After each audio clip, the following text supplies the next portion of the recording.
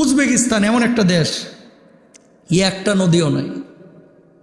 পৃথিবীতে যে সমস্ত দেশের সাথে জাহাজে পণ্য আমদানি রপ্তানি হয় না, এর মধ্যে উল্লেখযোগ্য একটা দেশ হচ্ছে উজবেকিস্তান।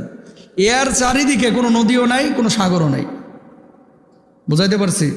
ওই দেশে যান, যাওয়ার পরে দেখবেন যে পানির কত দাম, কত কদর। আবার মিশরে যান, ওখান থেকে প্রায় 26টা দেশ নীল নদের পানি প্রবাহিত হচ্ছে। সুবহানাল্লাহ বলেন। তো আল্লাহ বলল যে নদীটাকে নদীর মতো রাখ, কারণ যেভাবে আমি আল্লাহ প্রবাহিত করছি এটা মানুষের কল্যাণের জন্য রেখেছি। গ্রামগঞ্জে যান না, আগে তো পুকুর ছিল, এখন কয়টা পুকুর আছে? পুকুর যে এলাকায় বেশি, তাপমাত্রা সেই এলাকায় কম। কথা বলেন ঠিক কিনা? তাপমাত্রা সেই এলাকায় কম, এবং মানুষজন গরম টরম লাগলে গাছপালা যেখানে বেশি সেখানে তাপমাত্রা কম, গরম মাত্রা কম। গরম লাগলে পুকুরে যে একটু ডুব দিতে পারে সুইমিং পুলের মতো। সুযোগ